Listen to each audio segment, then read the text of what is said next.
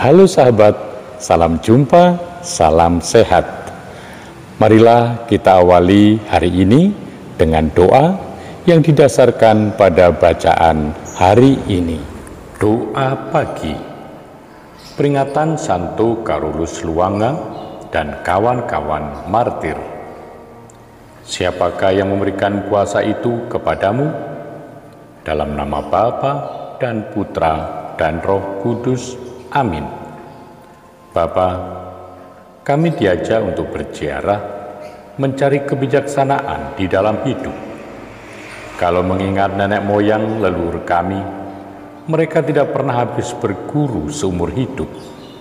Mereka tidak segan-segan menempuh perjalanan jauh, berkeliling mengembara untuk menemui guru-guru termasyhur, bahkan tidak jarang mengeluarkan uang banyak. Dan tak jarang ajaran yang mereka peroleh hanya miskin, kesia-siaan belaka, kata muluk, berbunyi indah, kurang isi, dan kabur arahnya. Yesus bin Sirah yang kami ikuti begitu jauh tentu lebih berhasil dalam menelusuri ajaran suci, dikumpulkan menjadi berkas-berkas panenan, kebijaksanaan bagi anak cucu yang ditinggalkan, dan disampaikan kepada kami, supaya kami mengikuti jejaknya. Bapa, sanksi dan bertanya minta tanda, itu sikap orang tidak percaya. Sudah lama orang mengamati Yesus. Perbuatannya menakjubkan, banyak orang percaya. Sekarang ia menantang kekuasaan para imam, ahli-ahli Taurat, tua-tua, sebab ia dengan kuasa sendiri bertindak. Siapakah yang memberikan kuasa itu kepadamu? Mereka sebetulnya sudah bisa menarik kesimpulan dari tanda-tanda, mukjizat dan perbuatan Yesus penuh kuasa, bahwa ia dari Allah. Tetapi justru itu mereka tidak mau mengakuinya. Mereka menyaksikan dan mereka lihat.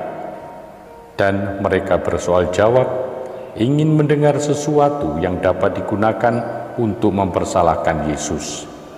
Itikat mereka sudah tidak baik, dan dengan itikat ini mereka tidak akan bisa percaya. Bapa, Engkau sudah cukup menyatakan diri lewat karya dan perbuatanmu, lewat alam ciptaan, sabda kitab suci dan tanda-tanda ajaib. Tetapi orang bisa melihat tanda dan tidak dapat melihat artinya, mendengar kata-kata tanpa mendugai maknanya, karena orang bermaksud jahat tidak mau melihat, tidak mau mendengar. Lalu Tuhan Yesus diam, seperti ia diam terhadap Herodes yang jahat, terhadap saksi-saksi palsu, terhadap mereka yang mencari alasan untuk membunuhnya. Manusia juga dapat didiamkan oleh Tuhan karena dosa yang tidak disesalinya, karena hati palsu hanya mau mempersalahkan Tuhan karena dosa melawan Roh Kudus, menutup diri terhadap terang. Keadaan manusia seperti itu parah sekali. Hanya mukjizat Tuhan yang dapat menyembuhkan kebutaan itu, dan karena itu sendiri tidak sedia untuk disembuhkan. Orang lain harus minta Tuhan untuk melunakkan hati dan membuka mata mereka. Bapa, sabdamu bagaikan api di malam hari, bagaikan obor bagi langkah kami.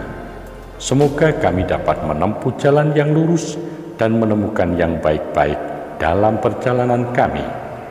Bapa, sumber keteguhan iman, darah para martir telah Engkau jadikan benih iman umat Kristen. Semoga gerejamu yang sudah disuburkan dengan darah Santo Carolus dan kawan-kawan martir semakin bertumbuh dan menghasilkan panenan berlimpah.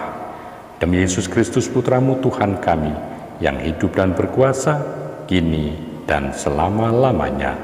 Santo Carolus dan kawan-kawan, doakanlah kami. Amin. Semoga Allah yang Maha Kuasa memberkati saudari-saudara sekalian, Bapa dan Putra dan Roh Kudus. Amin.